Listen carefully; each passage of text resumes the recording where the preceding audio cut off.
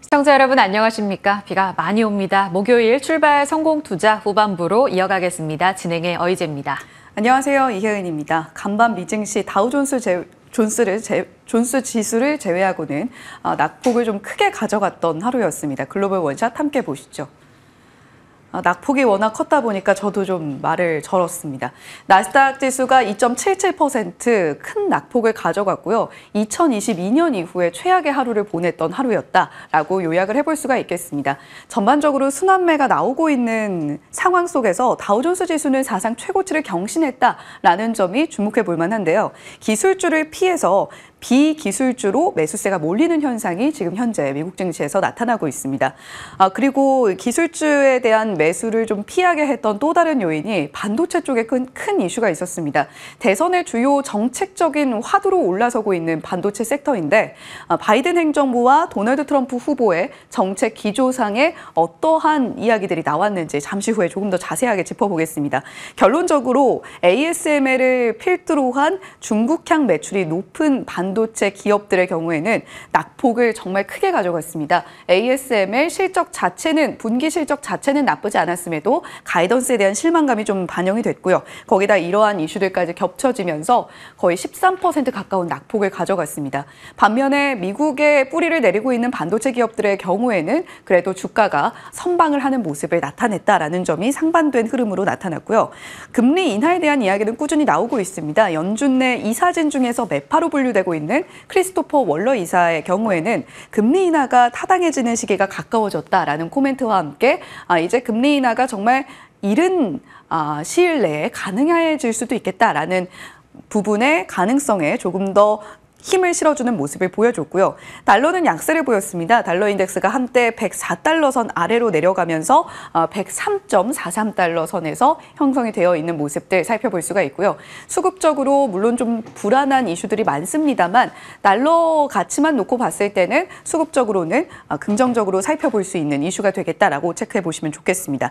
미국의 원유 재고가 감소했다라는 소식에 WTI 원유 선물 2% 쑥 오르면서 다시 83달러 선에 육박하는 모습을 나타냈다라는 점도 특징적인 포인트였습니다. 간밤에는 빅테크 종목들 전반적으로 조정이 나온 가운데 메타의 경우에는 트럼프가 틱톡 금지하는 것을 그다지 지지하지 않는다라는 이야기와 함께 5.7%의 주가 낙폭이 나왔습니다. 그러나 그럼에도 불구하고 울프리서치에서 목표가를 620달러로 상향 조정하는 흐름도 함께 나타났으니까요. 체크해 보시면 좋겠습니다. 비만 치료제 관련한 이슈들 계속해서 우리 시장에서도 화두가 되고 있는데요.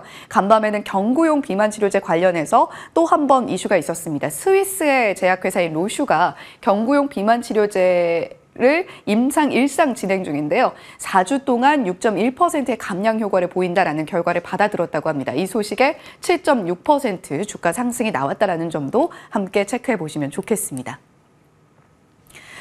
이것은 잔인한 순환매일까요? 아니면 우리에겐 매수 기회가 되고 있는 걸까요? 정치적인 리스크로 인해서 빅테크 종목들의 낙폭이 꽤나 큽니다. 특히 엔비디아의 경우에는 6% 넘게 빠졌고요. 애플도 2.5%가량 하락하는 흐름을 나타냈습니다.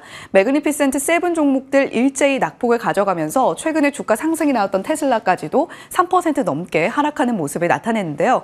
오히려 이런 정치적 리스크로 빅테크에 대한 순환매가 나오는 이 시점이 매수 기회가 될 것이다라는 분석이 함께 나오고 있습니다. 하지만 일각에서는 스탠리 드라켄밀러의 포트폴리오를 들여다보니까 엔비디아를 덜어내고 중소형주 중심의 러셀 2000 ETF를 담고 있다라는 부분에 집중을 하면서 앞으로 빅테크 외의 종목들로 포트폴리오 구성을 다각화하는 것이 유효할 것이다라는 이야기도 함께 흘러나오고 있습니다. 하지만 간밤에 무엇보다 충격이었던 건 러셀 2000 지수의 1% 조정보다도 나스닥백의 3% 가까운 낙폭, 필라델피아 반도체 지수의 7% 가까운 낙폭이었을 겁니다. 빅스 지수도 10% 가까이 급등하는 모습을 보여줬는데요.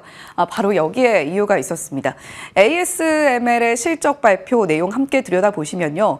매출과 주당 순이익까지도 나쁘지 않았습니다. 물론 전년 동기 대비로는 약간 꺾이는 흐름들을 살펴볼 수가 있었습니다만 ASML은 꾸준히 올해 초부터 이야기를 했습니다. 하반기부터 나아질 것이다 라고 이야기를 했던 만큼 3분기의 매출 전망치가 어떻게 나올 것이냐, 가이던스가 과연 시장의 기대치를 충족해 줄 것이냐가 포인트였는데 시장의 기대를 충족하지 못하는 가이던스를 내놨습니다.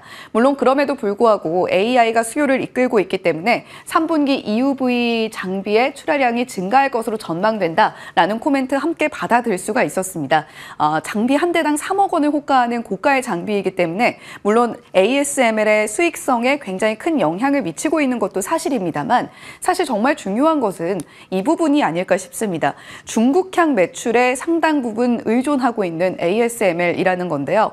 EUV 최첨단 장비의 경우에는 물론 지금 AI 수요가 이끌고 있습니다만 중국의 경우에는 7나노 공정까지 가능한 이 DUV 장비를 미국의 강력한 제재에 앞서서 좀 사재기를 하고 있는 듯한 모습을 보여주고 있습니다. 이번 2분기 실적 발표에서도 중국향 매출 비중이 49%에 달하는 모습을 보여줬고요. 만약에 이러한 사재기 효과가 점차적으로 떨어지게 된다면 ASML의 실적이 과연 계속해서 AI 수요를 반증하는 모습으로 시장을 지탱해 줄 수 있을 것인가에 의구심이 생겼다라고 해석을 해볼 수가 있겠습니다. 더불어서 대선 관련한 이슈도 있다라고 앞서서 말씀을 드렸는데요. 바이든 행정부가 간밤에 미국에 협력하고 있는 외국 기업, 예를 들어서 ASML이라던가 일본의 도쿄 일렉트론 같은 기업들이 있을 텐데요. 강력한 무역 제한 조치를 가할 수 있다. 전제 조건은 이겁니다. 중국에 협력을 하고 있는가? 인데요. 중국의 납품을 이미 한 장비의 경우에도 서비스와 수리 안 했으면 좋겠다. 최종적으로는 제한하는 쪽으로 목표치를 잡고 있다라는 소식 들려왔습니다.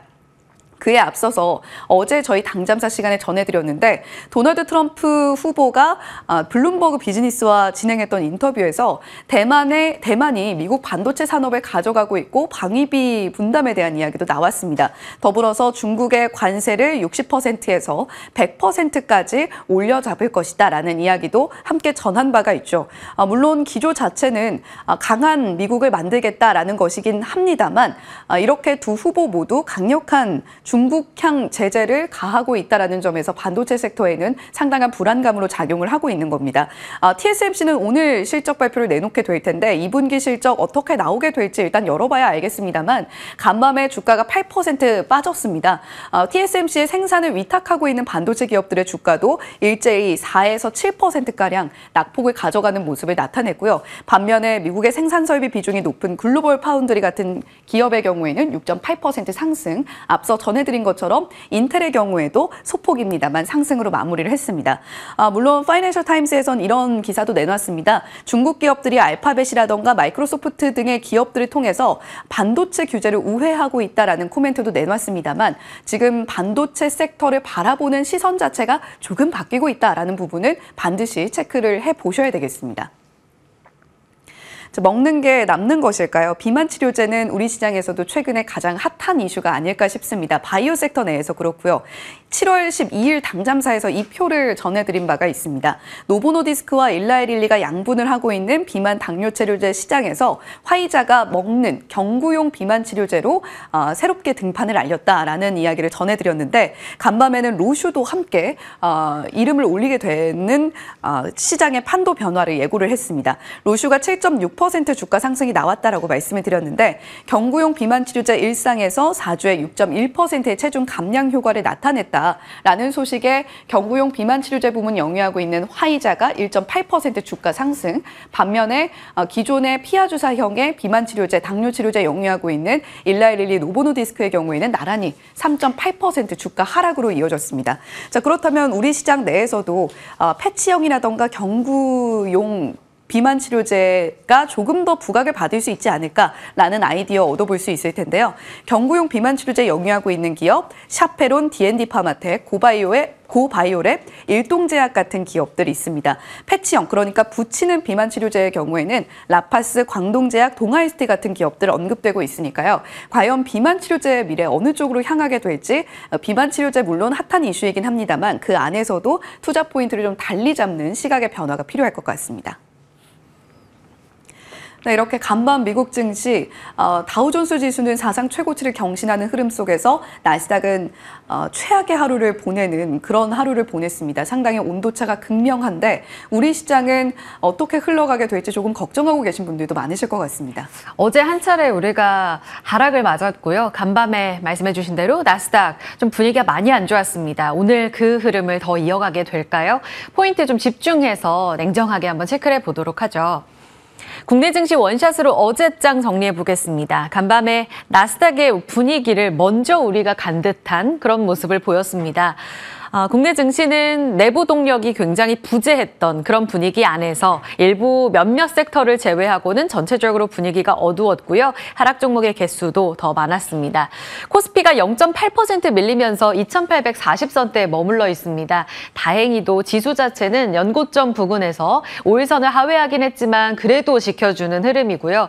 코스닥이 좀 많이 안 좋죠. 1.2%의 약세로 829선. 다시 한번 직전 저점이자 박스권 하단이죠. 지금 4월부터 깨 내려가지도 올라가지도 못하는 그 박스권 하단에 다시 위치하고 있습니다. 830선 어제 깬 가운데 오늘 직전 저점을 또 한번 깨고 내려가게 될지는 체크가 필요할 텐데요.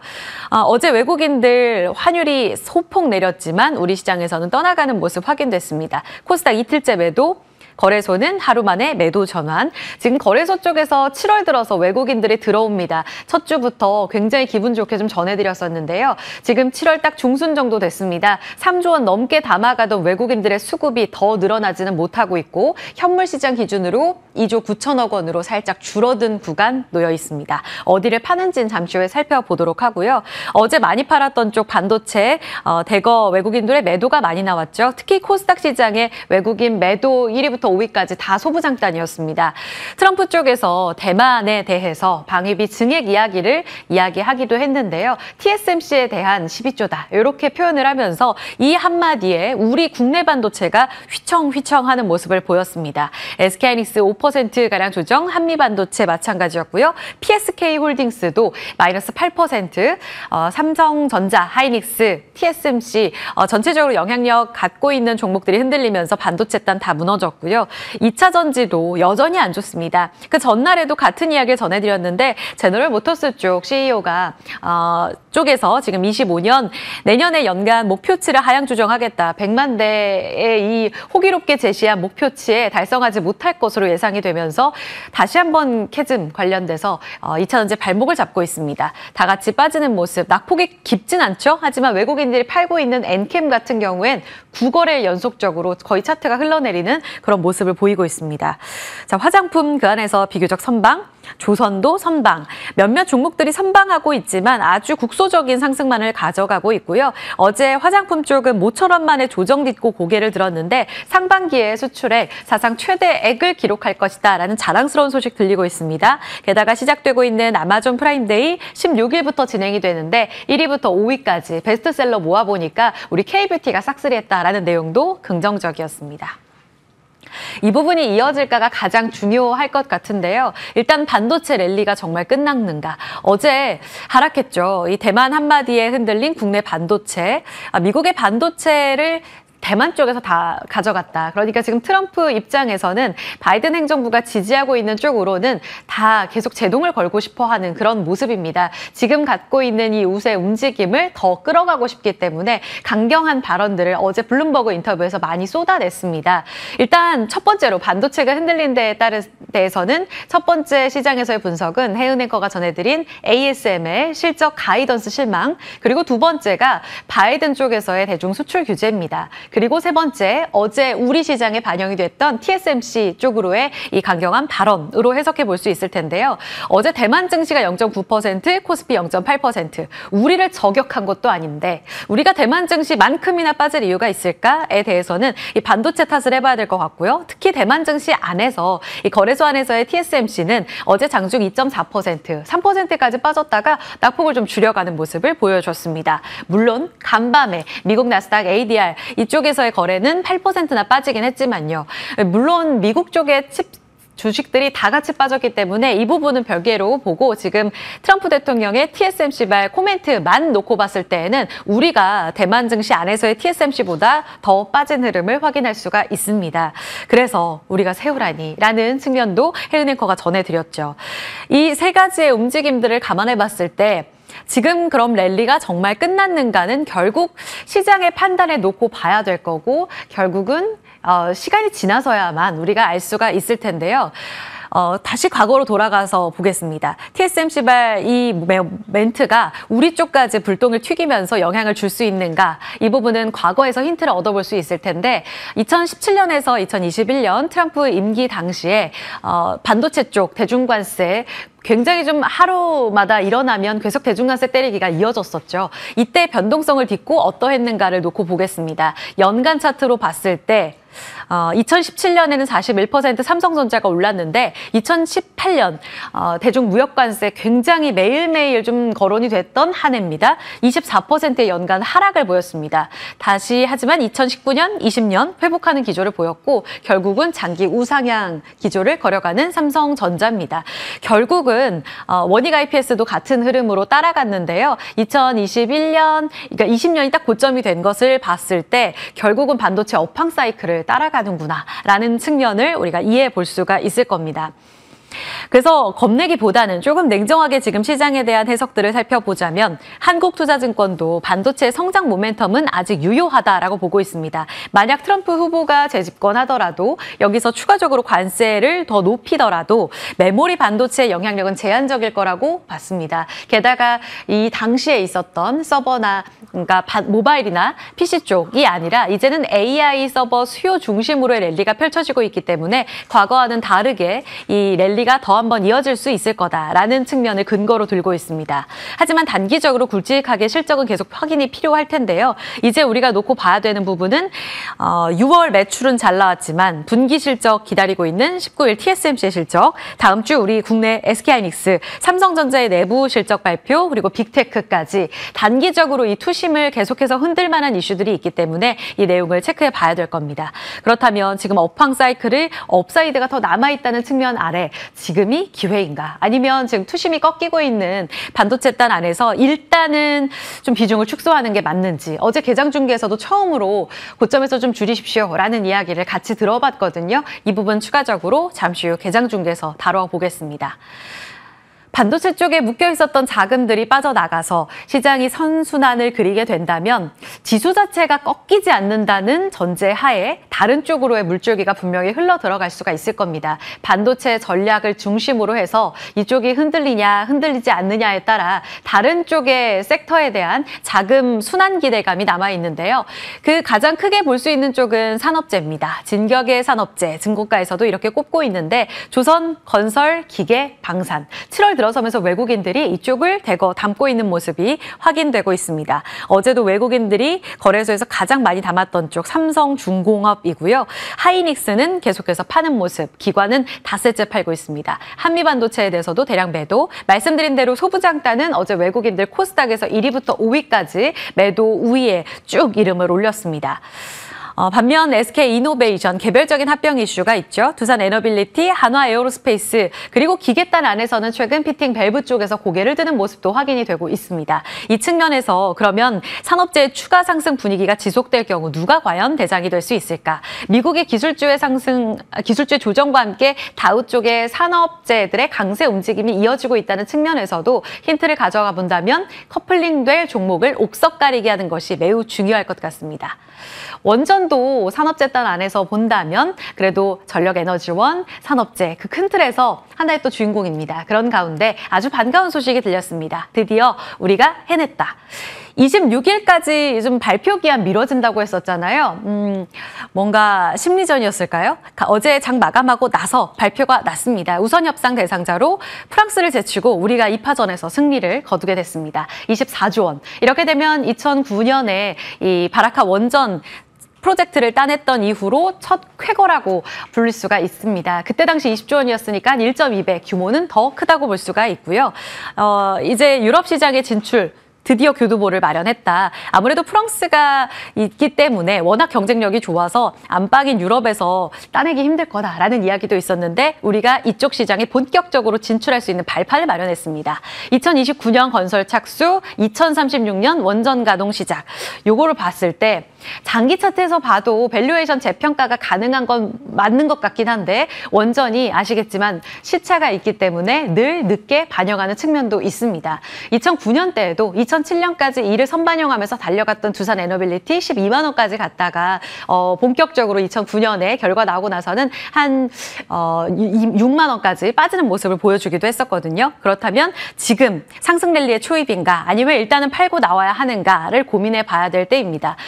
이를 반영하듯이 어제 시간의 거래에서도 좀 아쉬운 흐름이 많이 나왔습니다. 두산 에너빌리티가 어제 정규장에서는 상승을 보였는데 시간의 거래 0.46% 상승에 그치면서 아쉬웠고요. 한전기술, 우리기술, YOY로 봤을 때 좀 좋았던 종목들이 다 약세로 돌아서는 모습도 확인되고 있습니다. 일단 챙기는 게 맞을지, 리레이팅의 기회라면 어느 구간에서 들어가야 우리가 기대 수익을 높일 수 있을지 잠시 후에 체크해 보도록 하겠습니다. 당첨차 여기까지 살펴봅니다.